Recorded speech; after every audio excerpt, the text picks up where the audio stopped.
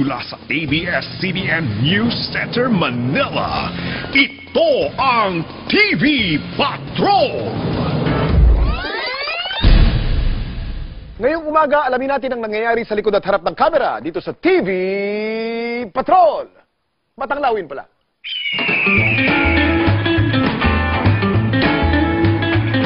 March 2, 1987, nagsimula ang longest-running Filipino language primetime newscast sa Pilipinas. Ito ang TV Patrol. Pagpatak ng alas 6, nakatutok na ang lahat sa balita. At ang pangunahing tagapaghatid ng balita noon, si kabayan Noli De Castro. 1994 naman ang maitala bilang kauna-unahang newscast na pinalabas sa ibang bansa ang TV Patrol sa pamamagitan ng TFC o The Filipino Channel. At noong 2010, nagsama-samang tatlong bigating anchors, sina kabayan, Noli De Castro, Ted Filon at Corina Sanchez. Makalipas ang 26 na taong paghahatid ng balita, patuloy pa rin nating sinubaybayan at pinagtitiwalaan ang nag-iisang TV Patrol. Ang TV Patrol kasi ang goal niya ay maipaintindi sa masa, sa pinakasimpleng pananalita or paglalahad ng balita ang mga importanteng pangyayari na nagaganap sa araw-araw.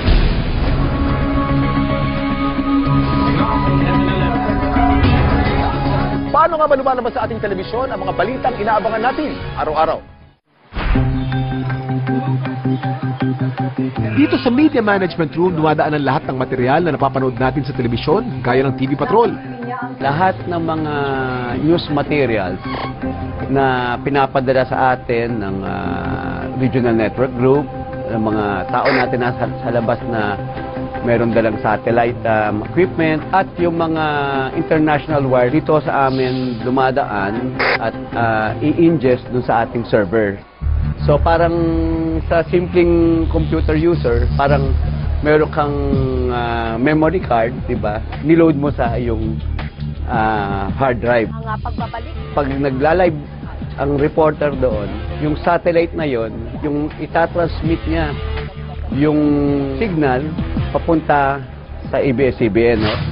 Doon sa mga nakahalap na storya at materyales at video sa on the ground, dito bubuuin sa base natin lahat. Tapos yun ang nakikita ng mga viewers natin.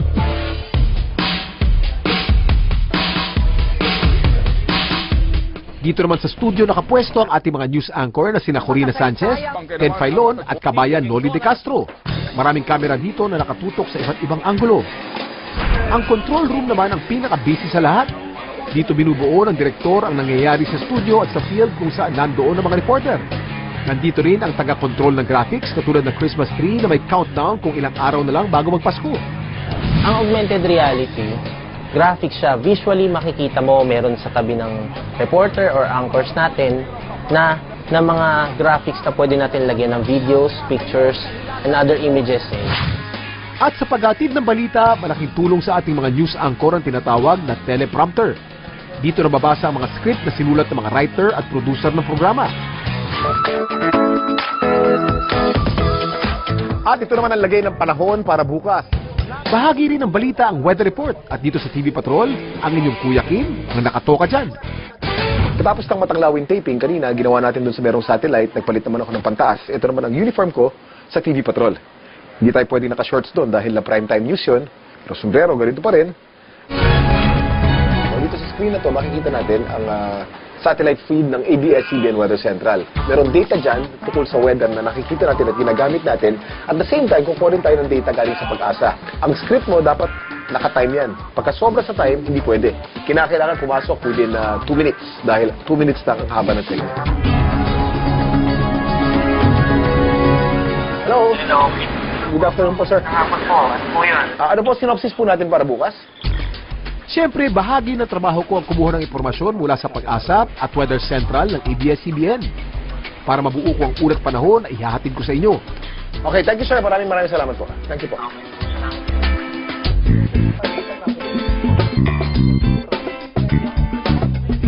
At nandito naman tayo sa set ng weather lang. Ang tawag dito ay chroma setup. Itong likod na to, actually kulay green lang ito o kulay blue. Wala ka talaga nakikita mga mapa rito. Ang mapa ay lumalabas sa graphics. Pareho niyan. Dito sa monitor, kitang-kita mo.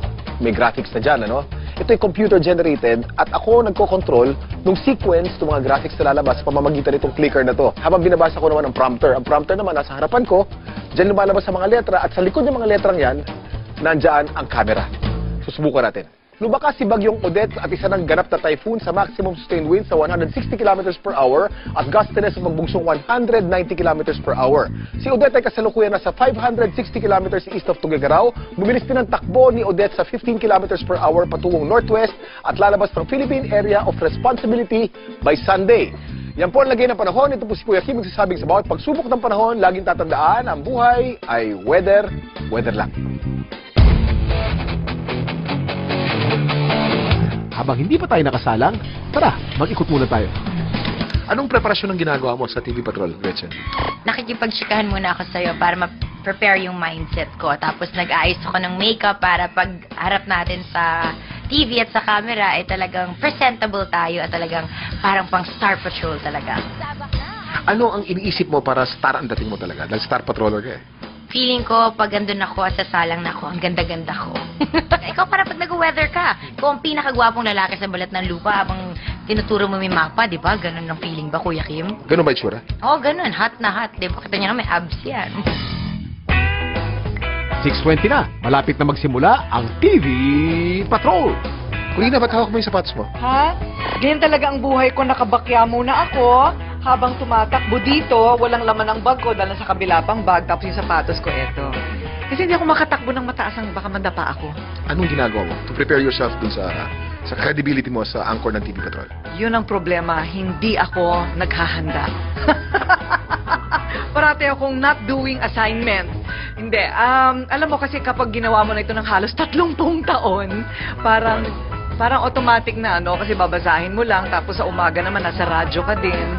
Parang alam mo na rin yung mga issues. Ang na-stranded sa Bicol. Ilan taon pa natin gagawin ng TV Patrol, Corina?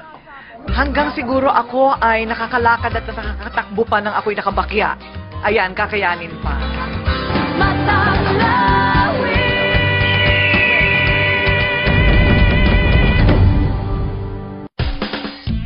At ngayon naman, alamin natin ang exciting na buhay ng isang patrol ng Pilipino, si Atom Arroyo.